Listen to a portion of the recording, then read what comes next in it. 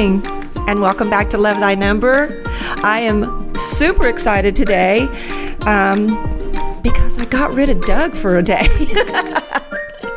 No, but I have the pleasure of being at the home of my beautiful, good friend, Kelly Smith. Welcome, Kelly. Thank you. I'm excited. I'm so happy. I've loved who you are for the past 2.5, 3 years that I've known you.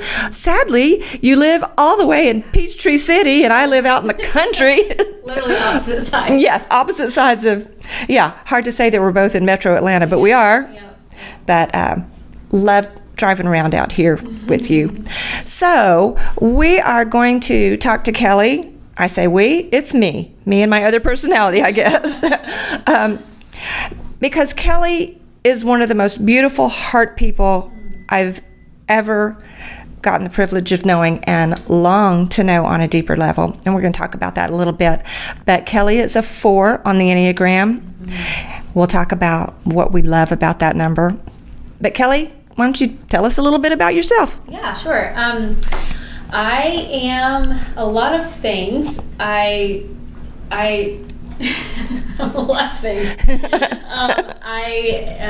My husband and I, we have a singing group thing, entity, where we're called Bread and Wine. And y'all, Bread and Wine. If you don't already follow them, their music is fabulous. We're on all the things, you know. They're on the things. If you want to support us financially, because we have 3 children and they're young, and you can go to iTunes. But yeah, we're on all the things, and we would love for you to follow us. But we write music, and we sometimes go out and play music. And the whole picture of what that looks like has been evolving the past 3 years or so as our faith has kind of evolved. So it looks a little different. We used to be part of a church, and upon leaving that position, we kind of went full on into music. And we're kind of right now just thinking that the creative songwriting and is our thing, and that's what we're trying to stick to. But there are more things that we both know that we want to do, and so we're trying to figure out what those things are as well. So, well, welcome to the world of somebody who's several years older and still trying to figure out what that all those things are. Isn't that the fun, though? Of course, I would say fun. That there are so many things. They struggle. And here's why I want to talk to Kelly today as a 4. I'll be honest and say that she and I just got back from a very exhilarating golf cart drive around Peachtree City. Welcome. Yes, never done that before, but we had a really good heart-to-heart. And part of the reason I wanted to have Kelly on is very selfish, and that is disclaimer, I took the test online. I've taken several of the Enneagram tests, and every time the number that comes out, my lowest score, is a 4. And as a 7, I thought, well, that makes sense, because my misconception of a 4 was they're moody and artsy, and all the opposite things of what I think I am. Yeah. But on my growth path for the past several years, I have really come to know that this is the missing part of me.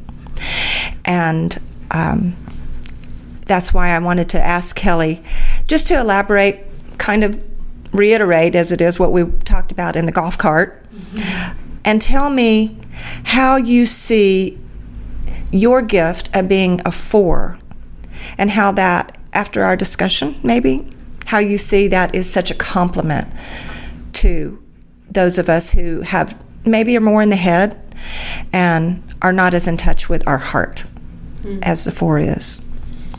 Okay, yeah, I would love to. I think that for the longest time, if I've known anything to be true about me, it's that I feel things deeply, and I can see straight to the heart of what actually is happening. And I might not know how to communicate that, especially socially. I don't know how to bridge those gaps, but I think the benefit of being a 4 is being able to see like tunnel vision, like, oh, here's what's really going on, and being able to hold that and not have to fix it. You know, I can see it. Like, I can see someone overcompensating, for example. Right. Yeah. And I can take it in and not be like, oh, you're disgusting, or you got a big ego, I'm so over you. I don't have to be so harsh. I can get harsh sometimes if I feel like it's triggering something in me, but the reality of it is I can see the depths of what, like the symptoms of what they're dealing with, and I see them as symptoms. Ooh, that's good. Do you know what I mean? Yes. That's what I was trying to say. That's it. We mask with those symptoms. Yeah. And so, and I'm certainly not calling myself or 4s a doctor or a therapist to any degree, but I feel like 4s have a really powerful strength in seeing, oh, here's the acting out. Here's how this person's manifesting all of this pain that they're avoiding, and we can gently guide people to see their pain if they're willing, and to see the shadow side, or see the holes that and not fill them ourselves, but kind of guide them along the way to healing. See, that's what I meant by, I feel like this is the missing piece, because I've said this before on the podcast, this is what helped me feel like I was not broken when I discovered the Enneagram. And I've talked about this several times, is my inability to sit with grief as one of the deepest emotions. Yeah. Any sort of pain, sadness, anger I'm pretty good at sitting with, or just cutting you off. But it was just really an aha moment when I realized, of course, this is what I scored lowest on. It's because it's the thing I'm the most afraid of, is sitting in that, because I don't know what to do with it. And when you were talking to me, it was being able to see it. Well, say it like you did. What you were talking about, being able to look at it objectively. So when you're in the pain. Yeah, for me, how I experience it, for a while, I should say this. As a 4, I know that my initial response, my initial reaction to everything is going to be through feeling. So if I experience pain, or relationally, or internally, the first thing that's going to happen with me is I'm going to feel something, and I will hold, hug, embrace that feeling until it's past. But what I've learned is that it's important. While it's important to feel and respond to those feelings, it's equally important to see the facts. It's important to see the objective piece of what's happening as well. So instead of a painful situation approaching and me going, oh, this is so painful, I can't bear this, woe is me, I'm such a victim, which I have done, I can, in my growth, be able to say, oh, there she goes. She's leaning toward the feelings hard today. Hard. Oh, she doesn't want to get out of bed today. Why am I referring to myself in the third person? Because maybe that's what it took for me to get healthy. Yes, there we go. Objective, looking at it apart from you. The outside, from literally taking the aerial approach and saying, hey, you feel right now like your life is hell. Like the fire surrounding you, that you're drowning, whatever you feel. All of it is completely overwhelming you. Let's take this up a little bit. Let's look above and see the reality of what's happening. Introduce the practicals, introduce the objective pieces here, and say, oh, what happened is somebody hurt your feelings, and let's just question that a little bit. Let's take more of a interview kind of approach here, where we're starting to ask the questions about the situation that happened instead of responding through feeling to what happened. So it really takes me, it makes me go up into my head and find the balance between my feelings and the facts of what's happening for me to find wholeness now. See, that's such a gift. That's why. Let me tell you about the struggle that it took to get there. I mean, that was a very, very long road to finally get there. But isn't it worth it? Oh, absolutely. Absolutely. That's why I know I keep saying the Enneagram is just one of many tools, and it is. It's a beautiful tool to help us be able to learn these practical tools to step outside of the situation for a minute, to get objective about it, which is what I'm saying. Why, if you have a number that you feel like you have resistance with, that's probably the one we need to lean into. Yeah. Because my method has been to go, okay, I'm totally in my head.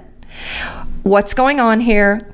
Why did this happen? What's the practical steps to get over it? Yeah. That's my big thing, is to get over it. So when I met and talked to you, and especially this one other guy that I've met in the workshops, and to hear that, no, it's not the end of things, to be able to look at this grief, to look at this sadness and go, it's okay. Mm-hmm. You're not going to live there. Right. Do you ever feel like you're going to live there? Me? Oh my gosh. So how do you get out of that? It's just what you were just saying. I have pitched my tent. I've alerted the masses, hey, I'm out. I'm leaving. And yeah, after my firstborn, I had a pretty heavy dose of postpartum depression, and literally felt like, I mean, that's just not fair for a 4. I'd never even heard of postpartum depression. It's not fair. And then I have a baby, and all of my hormones were jacked. And I was experiencing the lowest of lows. I mean, a 4. Experiencing literally the lowest of lows. And now you have a life that depends on you. And now I have this human being that requires me to be healthy in order to take care of it. Like, I have to be healthy in my mind and in my body for this human to thrive. Like, I have to. It's relying on me. It's depending on me. So adding the pressure to that was pretty intense as well. But what I went through at that point in time, it was so severe. I was in the second story of my townhome, and I was looking out the window thinking, I just don't think that this window or this height is high enough. Oh. If I were to jump out. Oh, Kelly. Something, inevitable would happen. I don't think that that's high enough. And when I made that calculation, it's like an out of body experience happened where I said, oh my gosh, you did not just say that. You did not just think that. This is bad. We have to reframe your thinking. And because again, I was living out of my feelings. My feelings were my gauge, determining factors of how I was going to live. And it wasn't about the facts. It wasn't about the practicalities of how I was going to live.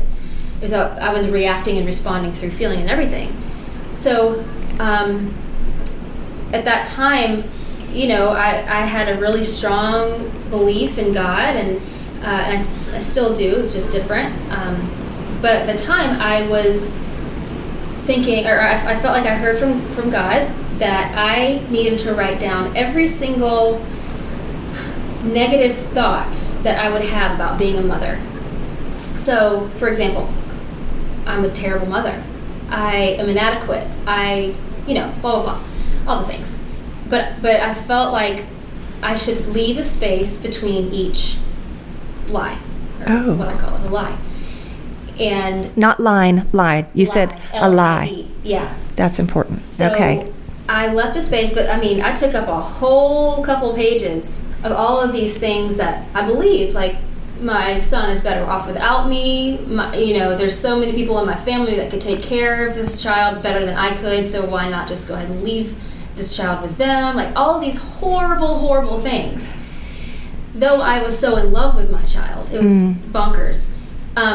But it wasn't until I completed and what's the word, purged all of these negative thoughts that I felt like God was saying, now, I want you to go through each space use each space as a response to each negative thought.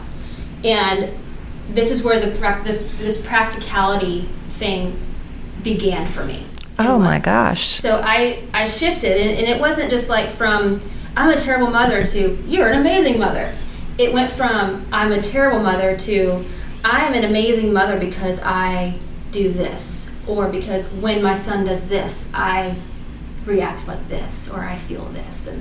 And I began to, as I started to address each thing, began to see the beauty of my motherhood, not of what someone else's picture of motherhood was supposed to look like, not the expectations of what our culture says motherhood should be like, but my personal experience of motherhood was beautiful because I was experiencing it in this unique way. And all of the negativity that I was having on like minute to minute timeline in my life, it became positive. Like I didn't even, no energy was wasted on negative thoughts anymore.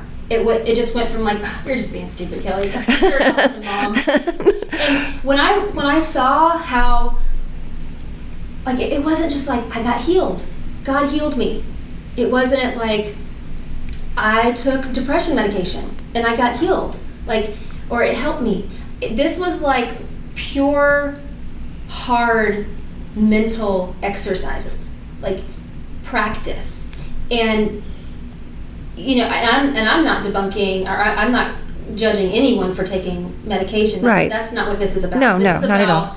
Me as a feeler, feeling all the feelings, I had to pull myself out of my feelings because medication wasn't going to do that for me. It was going to medicate it and suffocate a little bit, but it certainly wasn't going to heal my process. And so I've never heard that process before. Was that just something you thought it just came to you? Divine. It was absolutely divine. And because it was so quick and like, okay, get out your notebook.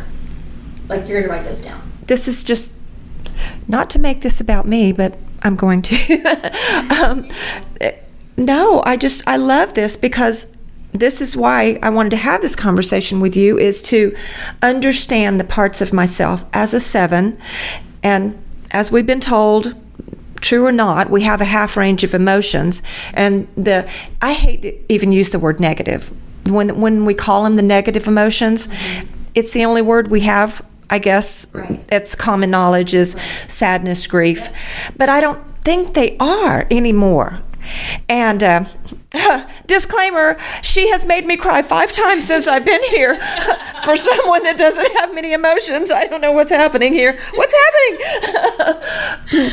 But okay, on the other hand, those of us that struggle with the emotional, the heart connectivity, to be able to, when I typically will take a situation and try to rephrase it, turn it into something like, well, yes, that was a terrible thing that happened, but if it wasn't for that, then we wouldn't have this great thing.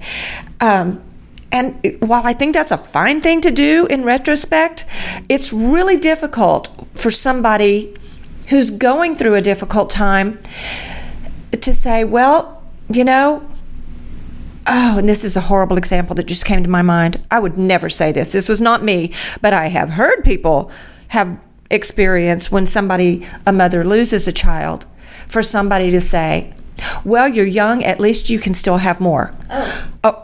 My first pregnancy was a miscarriage. Don't tell me somebody said that to you. Oh, I was part of, yes. I'm not going to go down that road. Oh, yes. My gosh. Oh, how far along were you? Oh, that wasn't that far along. Okay, so disregard. And there are so many opinions about that, like, especially for, like, just the pro-life and pro-abortion, all of that stuff. There's, what constitutes a human life. At what age in the womb? But I don't know, maybe when you first, and I'm not going to get into the political part of it, but for a mom or somebody, I can tell you it's when you see the pregnancy stick. Exactly. When you've been so excited to conceive and then it happens and then it goes away, that's a loss of life. Whether it's just perceptive, your own perception of what life is, or actual life. To me, I felt like the spirit that was birthed and created in my womb was now gone. And that emptiness was really devastating. And I didn't get, I got pregnant pretty quickly after that. So when I found out, when I realized I had postpartum depression after my son was born, the gravity of that, like a boulder fell on me, like the guilt of what I was dealing with and the feelings that I was having towards my firstborn son were so big, because this was supposed to be beautiful. This was supposed to be the biggest joy of my life. I've been praying for this. I had lost my previous pregnancy, and this was supposed to go perfectly, and it wasn't. You had a really hard delivery process too. Oh, geez. Sorry, I probably. Yeah, it was intense. It was intense. Let's just say that. Okay, yes, it was. But anyway, to have gone through, I guess the reason that came to my mind is to have gone through the process of just delivering this baby, which was so hard in and of itself. Then to have him and feel like, the hard part's over, and then to have these feelings to come on top of that must have felt like, what's wrong with me? Exactly. Why is this gift? Why am I interpreting this gift as a burden? Yeah. And that's when I feel like God just was like, okay, you got to get your head and your feelings in balance, my dear. So I know it was rough for you in the miscarriage, but you went way into your feelings there. And you went way into your feelings during the pregnancy of like, just, I'm feeling joy, and it then the baby came and you're real into your feelings again. Do you see a pattern happening? Like, you just keep going way into your feelings. And that's when, it is the greatest gift. That season was the greatest gift, because that's when I became mentally strong. Oh my gosh, I'm telling you, I'm thinking about what you said about making the list. So for those of us that are not as in touch with our feelings, I'm getting there better because I'm realizing they're really okay. They're really a part of me that will complete that part that I've tried to shut out. But I'm talking about it as I'm thinking about it. But when I go to reframe a situation and try to see, well, what is the lesson in this for me? Or where can I come out stronger, having gone through this very difficult thing, which I did. I've done, well, we all do many times, and it's not bad in and of itself to try to say, how can I take this part that's been really difficult and make something good of it? But if I don't, like when you were talking about writing out each line, my goal, or my go-to would be go right to my head and list all the things that I just said. How can I see this as a lesson, a learning experience? There's all these learning experiences. How can I, and then leave the space, and then go back and say, and this is how I felt when this happened. And then go to my next line that said, if it hadn't have been for this experience, I wouldn't be here now. Then go back to that line and go, I feel so sad that I missed whatever the opportunity was. Even though I'm glad I'm where I am now, it hurt so bad while I was in here. This is big. That is a big thing. I think balance. It is. Balance. That's why we can't. And to be, the pun here is to leave space for balance. Literally leave it. Leave the space. Leave in space. Literally. Get your old Indian, what was that? When we were in elementary school and we had the paper that had the big spaces between them. White ruled. Yeah, the white rule, that's the word. Yeah.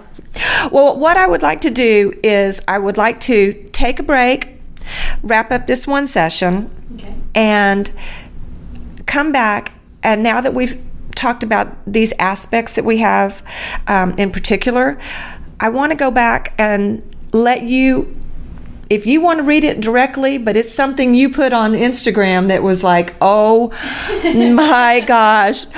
When I say, what do you love about the gift of being a 4? You kind of blew my mind. So if you would be so kind, can we take a break and come back next week? Absolutely. And by next week, it's 5 minutes. So, all right. See you next time. Bye.